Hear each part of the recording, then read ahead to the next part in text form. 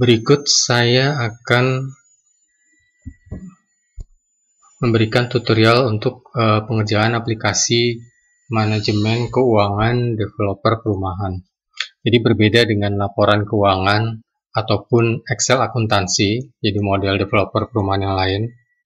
Manajemen keuangan ini mempunyai periode pencatatan hingga 2 tahun dan tidak harus dimulai dari bulan Januari. Tapi untuk laporan keuangannya, ini sama lengkapnya dengan aplikasi laporan keuangan ataupun aplikasi Excel akuntansi, di mana di sini ada laba rugi neraca yang bisa di-set periodenya itu 1 tahun ataupun hanya 1 bulan ataupun hingga 2 tahun ya. Jadi ini lebih fleksibel dan jadi bisa digunakan sebagai laporan tahunan, tapi bisa juga untuk melihat periode tertentu menyesuaikan dengan waktu pekerjaan proyek. Selain itu di sini juga terdapat laporan-laporan proyek seperti ini contohnya.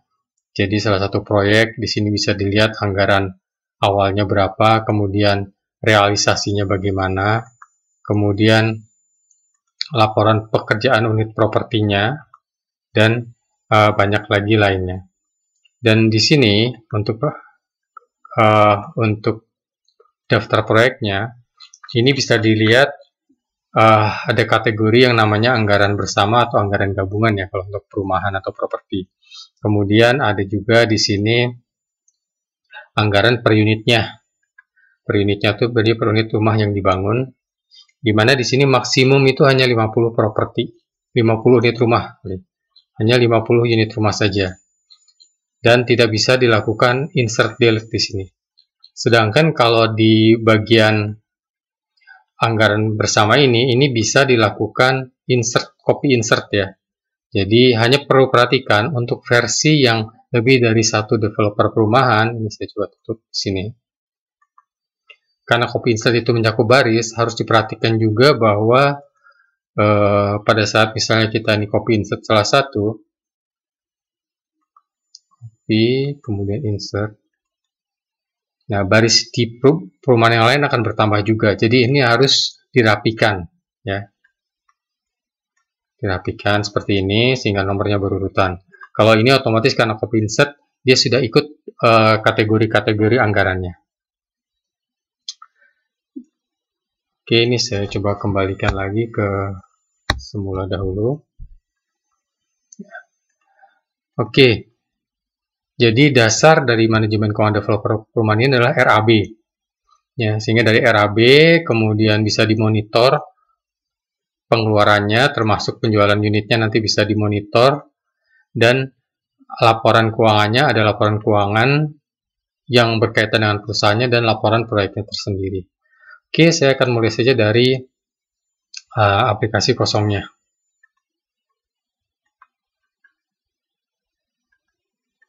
Jadi yang pertama harus dilakukan adalah mengisikan data usaha dan awal dari pembukuan ini.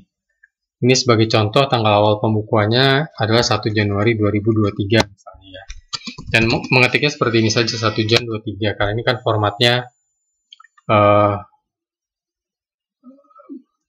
harus format tanggal. Kalau misalnya mau bulan tidak Januari hanya bisa ditulis misalnya anggap saja 1 Mei 2022 ya 1 Mei 22. Nanti akan berubah ke format tanggal bahasa Indonesia. Perhatikan bahwa nanti di sini laporan laba rugi bulanannya akan juga dimulai dari bulan Mei. Jadi semuanya sudah otomatis awalnya akan menyesuaikan dengan tanggal awal pembukuan yang diisikan. Kemudian bisa diisikan data usaha di sini, nama perusahaannya apa, misalnya tadi PT Lintas Cakrawala. Kemudian alamatnya bisa diisikan. Data ini akan menjadi, terutama data nama usahanya akan menjadi judul di laporan. Ya, perhatikan di sini akan muncul sebagai judul paling atas di laporan.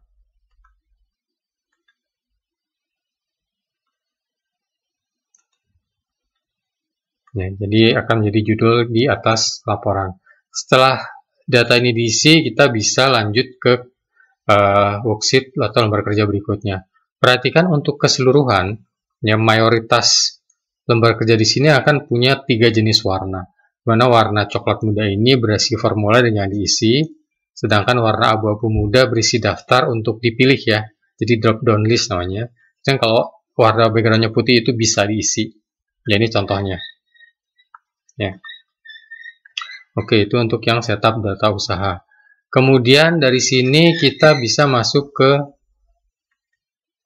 daftar kategori proyek. Di sini adalah kategori-kategori yang mencakup keseluruhan. Jadi kalau ini kebetulan menggunakan contoh proyek yang hingga 5 perumahan, ya. Jadi di sini mencakup yang namanya data itu adalah kategori yang menjadi pilihan di sini. Dan ini perhatikan di sini ada panah ya, ada angka 1 dan angka 2. Angka 2 itu untuk expand. Kalau angka 1 itu untuk sering menciutkan. Jadi nanti kita bisa mengisinya di sini.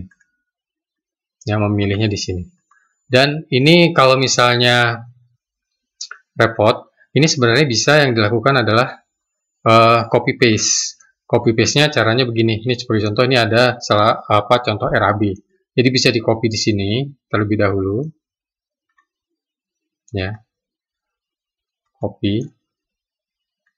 Kemudian masuk ke ini. Ini kita paste. Perhatikan kenapa warnanya merah. Karena ini berarti kategorinya belum ada. Nah, ini kita bisa masukkan, kita copy lagi di sini, kita masukkan ke daftar kategori proyek. Ini contohnya saya taruh di paling bawah.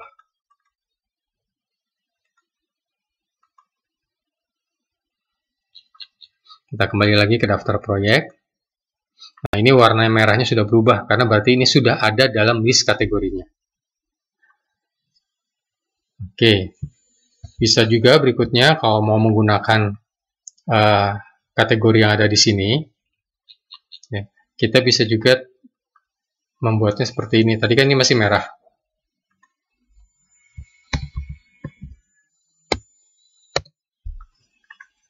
Atau sebagai referensi, jadi misalnya ini BPT. Jadi hitam, ini pajak perolehan tanah. Kita pilih pajak perolehan tanah. Seperti itu. Artinya tadi adalah kalau merah berarti dia belum ada datanya di list, bisa di copy paste, bisa ditambahkan langsung atau bisa disesuaikan dengan kategori yang ada. Kemudian ini untuk volume satuan juga sama. Kalau memang sudah ada datanya, kita misalnya ambil volume di sini. Ini bisa kita copy ya. Hanya perhatikan ya, ini paste-nya mesti as values. Ya. Perhatikan as values itu ini. Ya. Kenapa as values? Itu untuk membuat tidak ada formula-formula dari file sebelumnya yang ikut ke bawah. Jadi memang hanya angkanya saja. Ya. Ini satuannya.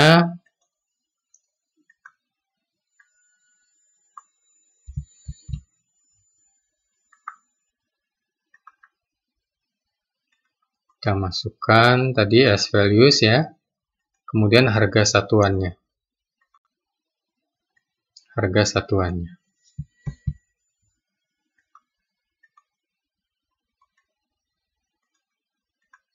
Oke. Nah, kemudian subtotalnya ini kita bisa mengcopy kalau memang tadi sudah ada angka satuannya, atau untuk menghindari kesalahan. Maksudnya karena ini selalu akan ada perhitungan ulang, kita bisa menambahkan formula standar perkalian ya. Misalnya harga dasar tanah ini berarti subtotalnya adalah harga satuannya dikali ini. Oke, sekian. Kemudian pajak perolehan tanah ini 5% dari harga tanah. Jadi bisa sama dengan ini dikali ini. Ya, kita bisa tuliskan persen atau dibagi 100. Oke, ini adalah pajak perolehan tanah. Ini disesuaikan dulu biaya akte jual beli. Kemudian ini biaya akta. Perubahan peruntukan, oke, pengeringan lahan, komisi perantara, oke. Ya, di sini Ini karena masih sama, masukkan begini. Ini juga sama. Ini karena nilai satuannya tidak ada ya. Ini kita bisa copy yang formula awal di sini, tapi kan tidak ada nih, 0. Karena misalnya sudah masuk di dalam, tidak ada yang perlu dirubah lah, ini hanya kategori tambahan. Kemudian ini persentasenya, oke. Oke, nah ini kan karena ini patokannya, ini juga bisa dibuat seperti ini sama dengan ini. Kenapa? Ini akan membuat kalau misalnya harga satunya berubah, maka otomatis biaya pajaknya berubah. Ya, jadi bisa ditulis manual, bisa dikasih formula. Sengaja saya tidak buat total di sini karena di sini angkanya akan sangat variabel. Bisa persen, bisa meter persegi, dan bisa juga yang lain-lain, bisa unit, misalnya komisinya adalah dalam jumlah fix rupiah gitu kan. Jadi bisa diisikan sendiri. Dan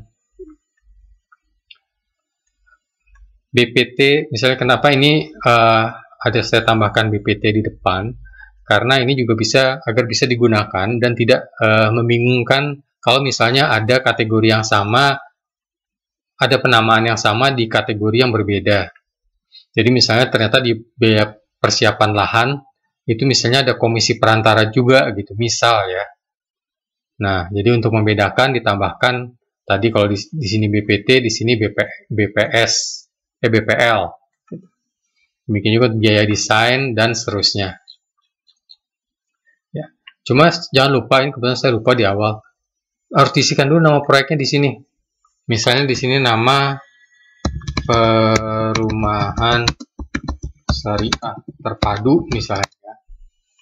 Itu isinya di sini. Jadi kalau di sini ada 5 proyek, ya di sini semua. Proyek kedua, proyek ketiga, proyek keempat. Ya, di sini kalau kita lihat di daftar properti ya. Nah, nama ini berdasarkan nama yang kita isikan di daftar proyek tadi. Oke, itu untuk yang anggaran gabungan. Ya, nanti ini jumlah akan otomatis. Ya, kalaupun nanti ada yang tidak digunakan, ini dibiarkan saja, jangan di-delete. Di-hide boleh, tapi jangan di-delete. Dan di sini akan muncul yang namanya biaya gabungan. Biaya gabungan itu adalah total biaya dari, kalau di sini kan A sampai G, ya.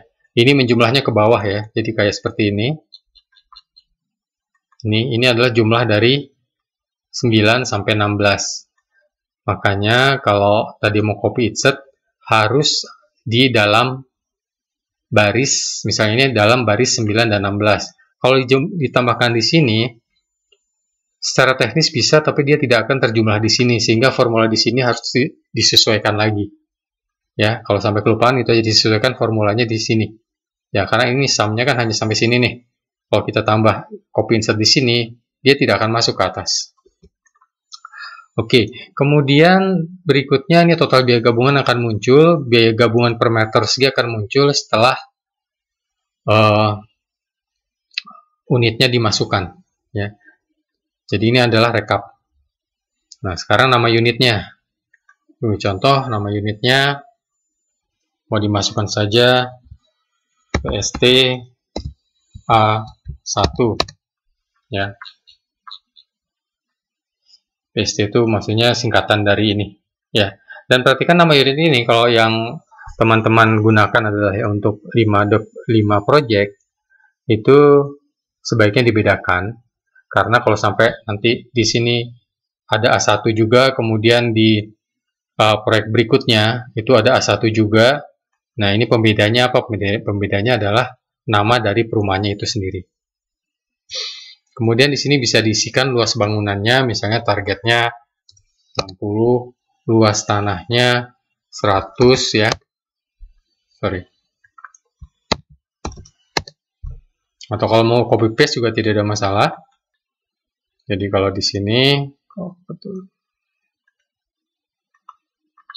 nah ini misalnya blok A1, ini copy paste bisa ya. Cuma tadi paste as values. Kemudian biaya konstruksi bangunan per meter persegi. Ya, ini targetnya ya. Ini di luar yang anggaran gabungannya ya. Ini betul untuk pembangunan satu unit. Misalnya per meter persegi 2,8 juta. Ya, kalau seperti ini artinya kolomnya kurang besar. Ini bisa ditarik ke kanan untuk membesarkan kolomnya agar terlihat total biaya per unitnya. Kemudian proyeksi pengerjaan. Ini bisa diisikan tanggal. Misalnya mulai kerja 1 Januari 19, target selesai 8 bulan, berarti kalau 8 bulan 31 Agustus 19. Oke, keterangan bisa diisi, bisa tidak diisi. Nah, di sini sudah muncul angkanya. Jadi, ini bisa diisi sampai maksimum 50. Ini saya akan perlihatkan yang sudah diisi contoh yang nanti teman-teman juga akan dapatkan. Atau teman-teman bisa buka untuk yang sudah melakukan pembelian. Ini sudah ada contohnya ya. Ini kebetulan saya isi dua proyek rumah. Ada syariah terpadu dan nuansa alami. Ini saya lebarkan ya dengan proyek 2. Di sini angkanya sudah masuk semua. Ya, ini tanggal pengerjaan. Sehingga di sini akan muncul nih.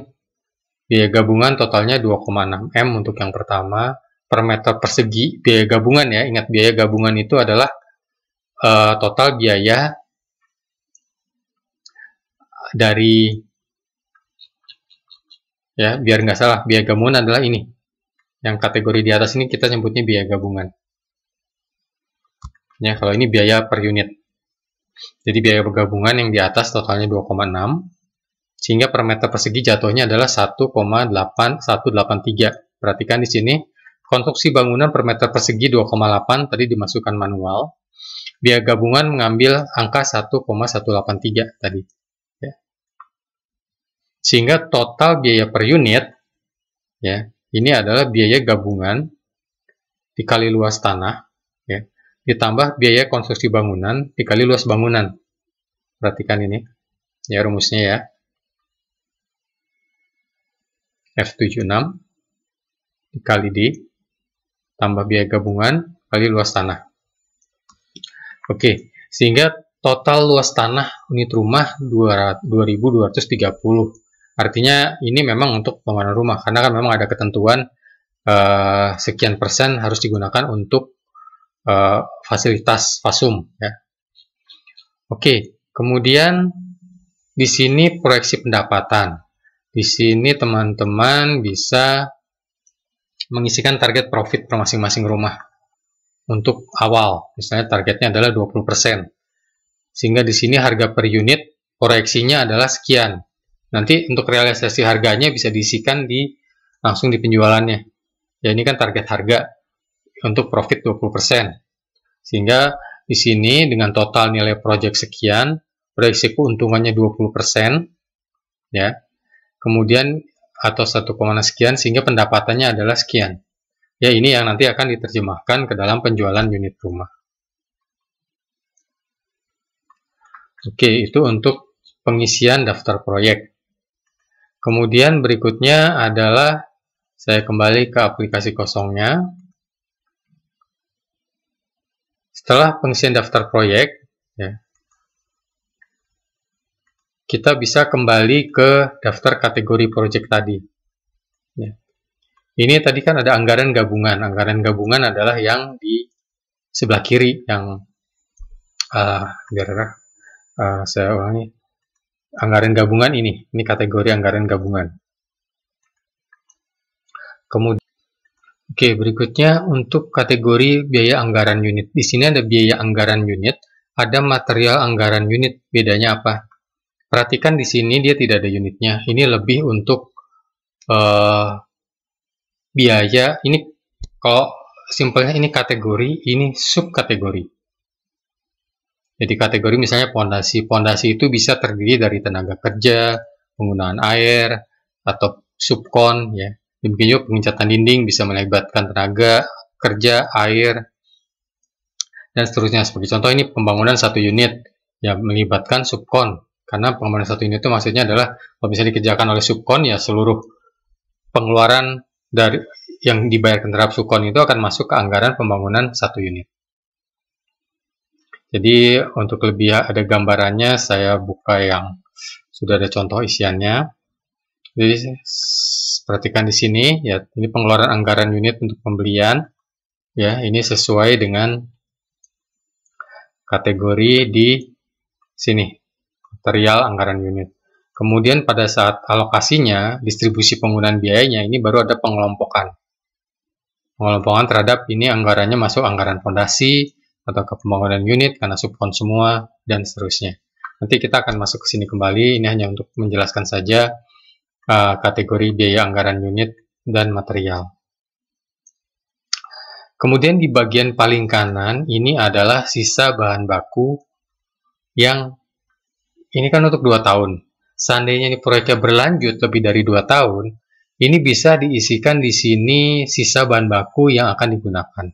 Sebagai contoh, nomor PO-nya ini bisa diisi kalau memang mau dicek hingga ke level PO. Kalau tidak ingin dicek sampai level PO, tidak usah diisi.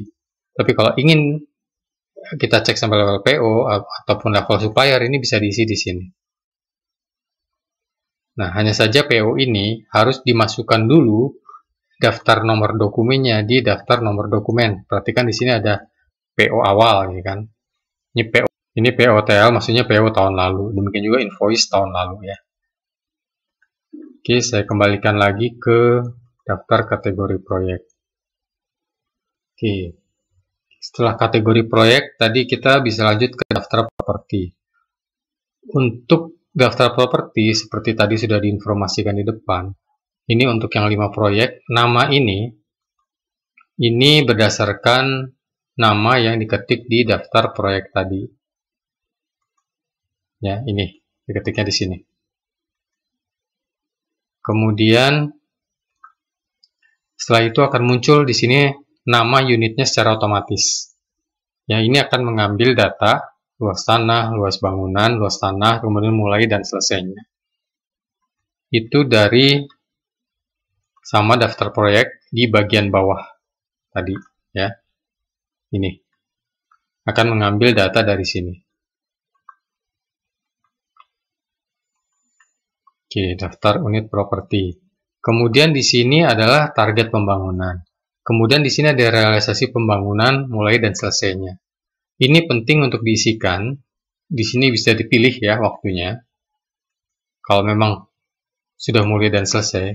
Nanti ini akan berguna untuk kita monitor, untuk teman-teman monitor apakah monitor di sini atau monitor di laporan unit properti di sini statusnya.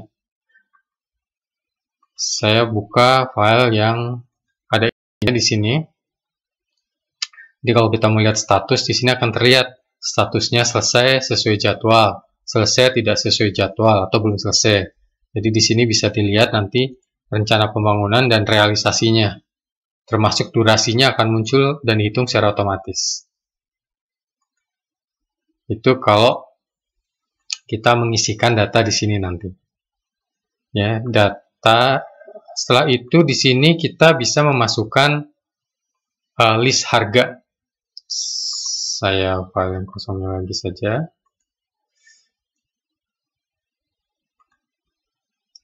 List harga ini untuk referensi ya. Ini tidak digunakan untuk ditarik sebagai data di modul lain. Ini hanya untuk referensi penjualan.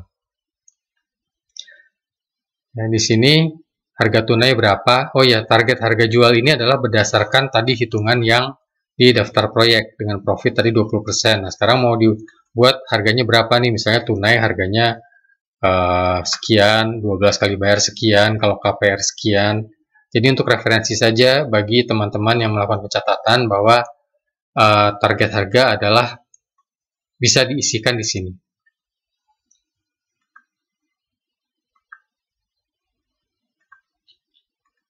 Nah, ini kebetulan di sini malah saya tidak isikan target harganya, tapi udah dapat ancer-ancer harga jualnya sekian. Jadi yang ada contoh isiannya. Oke, setelah dari unit properti kita isikan, kita bisa masuk ke daftar akun keuangan. Cuma ini sepertinya sih di akhir. Ya, ini di akhir. Saya akan coba lihat, lebih baik kita lompati dulu walaupun di sini kita mengisikan dulu yang lainnya. Misalnya sekarang kita bisa mengisikan daftar aset tetap. Ya, daftar aset tetap misalnya mesin atau mesin pengaduk semen. Tanggal pembeliannya, perhatikan yang diisikan sini adalah untuk tanggal pembelian sebelum tahun berjalan. Di sini kan tadi mulainya 1 Mei 2022. Berarti ini harus diisikan sebelum tanggal 1 Mei 2022. Jadi misalnya 2 April atau 2 Maret 22. Kemudian harga pembeliannya misalnya 20 juta. Ya. 20 juta, kemudian kategori asetnya misalnya aset mesin. Perhatikan pada saat kita mengisikan aset mesin, ada angka yang muncul di sini. Angka ini akan bisa di copy paste ya, as values, ingat, ke daftar akun keuangan. Oke, saya jelaskan sedikit mengenai daftar akun keuangan di sini. Ini ada untuk pengisian saldo awal. Saldo awal itu adalah saldo per tadi 1 Mei 2022. Atau saldo akhir misalnya tadi 30 April 2022 jam 24.00. Jadi bisa diisikan di sini. Nanti akan diambil datanya di neraca, karena itu berguna untuk keperluan neraca. Jadi akan muncul angkanya di sini. Ya. Kalau ini sekarang angkanya tidak seimbang ya karena memang kita belum mengisi dengan benar di daftar akun keuangannya dan juga transaksi-transaksinya. Oke, cara copy paste-nya nanti kalau yang tadi daftar aset tetap hanya tinggal dipilih seperti ini ya. Ini copy, masuk ke daftar akun keuangan. Nah, dicari di sini ini cara paste as values ya. Oke, hanya seperti ini. Oke. Ini tidak seimbang karena memang yang lain juga harus diisi. Ya, ini untuk contoh awal. Jadi setelah aset tetap kita isi, nah untuk aset-aset yang lain kita isikan di mana? Untuk aset-aset yang lain itu kita isikan aset yang dibeli ya. Itu diisikan di penerimaan dan pengeluaran lain di sini. Nanti ada penandanya di sini yaitu kode aset. Ya, di sini ada kode aset. Ini nanti untuk dipilih kodenya sesuai posisi kode aset yang belum digunakan atau yang kosong. Setelah itu daftar pelanggan, ya ini pembeli, bisa diisikan namanya. Dan ini sama juga. Jadi kalau misalnya ada sisa piutang atau pelanggan yang belum membayar full, ini kita ingin track pembayaran misalnya di tahun ini, kita bisa isikan di sini. Jadi saya buka di sini sekarang daftar pelanggan. Di sini 1 sampai 16 namanya diisikan di sini. Ini masih punya piutang senilai 10 juta. Ini datanya mengambil dari data yang di kanan ini. Ya, ada sisa piutang, dipilih namanya, nomor invoice-nya, ini harus diisi dulu. Jadi kita bisa isi di sini, baru kemudian kita isikan nomor invoice-nya di daftar nomor dokumen di sini. Ini kita harus mengisi di sini agar bisa di-track piutangnya. Jadi laporan piutang itu berdasarkan list nomor invoice di sini. Jadi kalau kita masuk ke laporan piutang pelanggan, ini berdasarkan nama pelanggan. Kalau yang laporan invoice, nah ini berdasarkan nomor invoice-nya. Ya, jadi ada sisa piutang 10 bisa kita track. Demikian juga untuk tadi daftar pelanggan sudah, kemudian daftar supplier. Ya, sama juga, pengisiannya sama dengan daftar pelanggan. ID, nama, kemudian hutang tahun lalu ada berdasarkan data di sini. Kemudian berikutnya adalah pembayaran di muka. Pembayaran di muka ini perlu kita isikan kalau misalnya ada di sini terbagi dua ya. Jadi pencatatan tahun sebelumnya di sini, pencatatan yang sedang berjalan 2 tahun berjalan itu di sini juga. Hanya saja kalau yang berjalan nanti akan muncul datanya di sini secara otomatis. Jadi bisa dilihat ini sampai 24 bulan ya. Dan yang dimaksud pembayaran di muka di sini bukan DP, ya. Harap dibedakan bahwa ini secara akuntansi yang dimaksud pembayaran di muka itu adalah pembayaran yang mengcover lebih dari 1 bulan dan dibayarkan di depan. Atau ini saya sederhanakan karena kalau menggunakan versi akuntansi untuk pembayaran yang 1 bulan pun yang dilakukan sebelum jatuh tempo bulannya itu sebenarnya masuk pembayaran di muka. Hanya di sini disederhanakan hanya pembayaran yang mengcover lebih dari 1 bulan. Ya. Jadi misalnya sebagai contoh kategorinya adalah misalnya pengeluaran di muka. Saldonya awalnya misalnya masih ada sewa tempat atau sewa alat misal 60 juta. Misalnya anggap sewa 4. Kategori laba ruginya masuknya ke beban sewa. Oke, di sini kita bisa breakdown per bulannya. Misalnya per bulannya 6 juta. Ya. Jadi ini akan sama 6 juta hingga 10.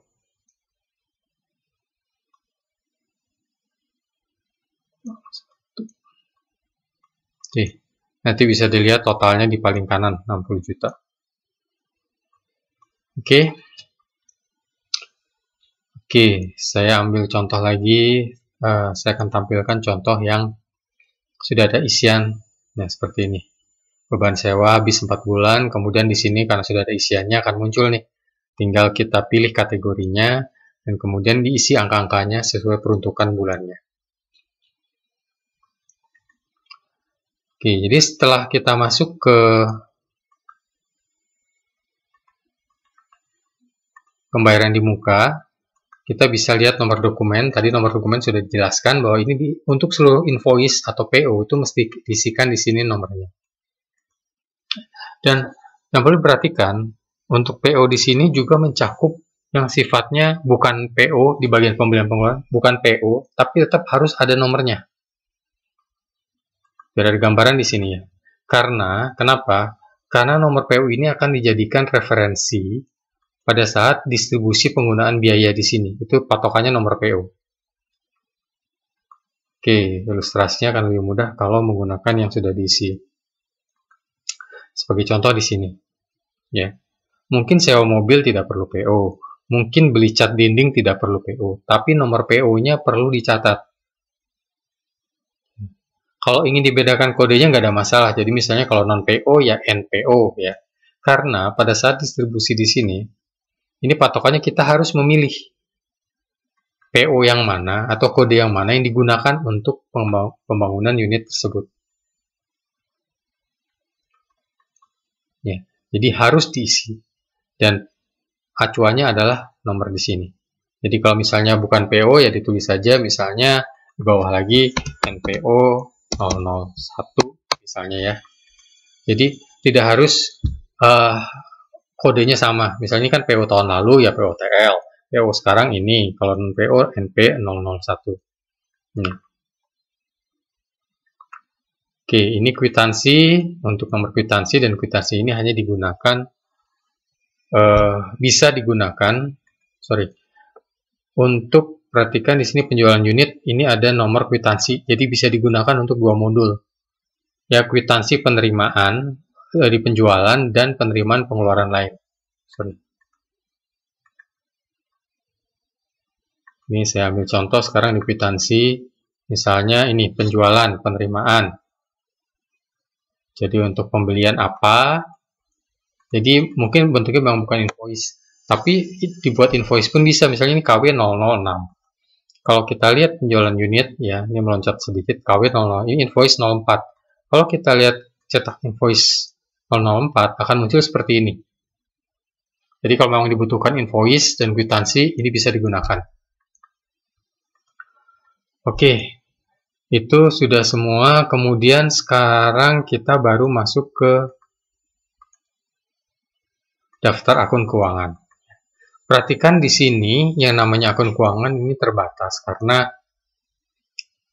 ini versi awam akuntansi dan fokusnya lebih ke membuat manajemen keuangannya menjadi baik ya.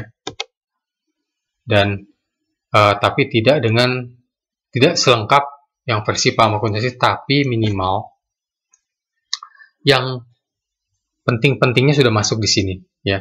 Seperti contoh ya, di sini memang posisi hanya 5 ya, mohon digunakan 5, jangan kemudian kalau ada 10 atau 11 saya pengen 10, saya pengen 11, gunakannya versi paham akuntansi ya, karena semakin banyak data yang dimasukkan akan semakin berat di programnya. Jadi betul-betul yang penting-pentingnya saja yang dimasukkan di sini. Kalau ingin detail, ingin per item, saran saya gunakan yang paham akuntansi. Ya, jadi silahkan di-set sendiri. Hanya saja pengisiannya ya tetap harus menggunakan jurnal dan lain-lain sesuai pemahaman akuntansi. Jadi di sini akunnya ya yang tersedia hanya ini. Penamaannya bisa dirubah, tapi tidak bisa dirubah peruntukannya. Jadi pengeluaran dibayar di muka ya memang hanya untuk pengeluaran dibayar di muka, kemudian tidak bisa ini kemudian dinamakan jadi kasbon atau dinamakan jadi bank yang kelima, nggak bisa.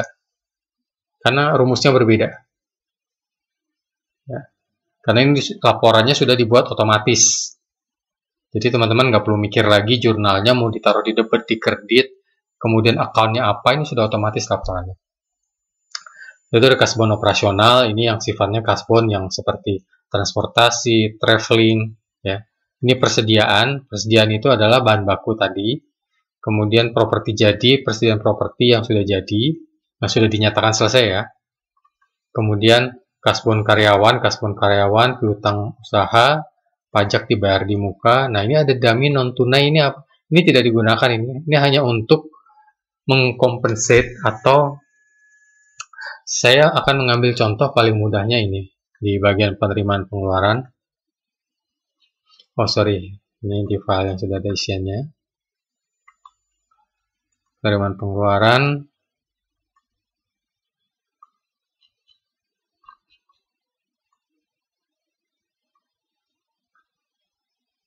nah ini ada non tunai. Jadi contohnya adalah ini ada pemilik yang menyetorkan mobil Kijang, non tunai kan? Tapi kalau dibuat ini masuk ke, sebenarnya cara pengisiannya sama dengan cara pengisian ke bank, cuma kan ini tidak ingin dicatat masuk ke rekening bank, tapi langsung dikonversi bahwa modal pemilik ini menjadi aset kendaraan. Yang harus dilakukan adalah menentukan harga dari atau nilai dari mobil Kijang ini misalnya. Nilainya adalah 100 juta, maka ditulis di sini ada penerimaan 100 juta, cuma bentuknya non tunai. Kemudian dikonversikan dari ini 100 juta menjadi aset kendaraan, isinya diisi non tunai juga. Ya, kalau di versi paham akuntansi ini yang dimasukkan ke jurnal penyesuaian biasanya. Oke. Ya, itu untuk non tunai.